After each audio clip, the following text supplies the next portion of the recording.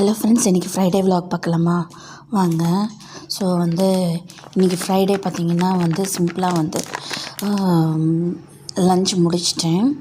Lunch முடிச்சதுக்கப்புறம் snacks சாப்பிடணும் போல் இருந்துச்சு. அதுக்கு உருளைக்கிழங்க வச்சு டிஃப்ரெண்ட்டாக செய்யலான்ட்டு சன்னுக்காக இது பண்ணிகிட்ருந்தேன். சிப்ஸ் ஆட்டம் பண்ணலாம் அப்படின்னு பண்ணேன். பட் பஜ்ஜியாட்டம் பண்ணியிருந்தேன். ஸ்லைஸாக பண்ணி பஜ்ஜியாட்டம் பண்ணியிருந்தேன். ஸோ அவரும் கொஞ்சம் டிஃப்ரெண்ட்டாக இருக்குதுன்னு சொல்லி சாப்பிட்டாரு. சரி, சாப்பிட்டு முடிச்சுட்டு அதுக்கப்புறம் பார்த்திங்கன்னா நைட்டுக்கு சப்பாத்தி தான் பண்ணியிருந்தேன். இது பண்ணியிருந்தேன். சப்பாத்தி எப்படி பண்ணுறதுன்னு கொஞ்சம் காமிக்கிறேன்.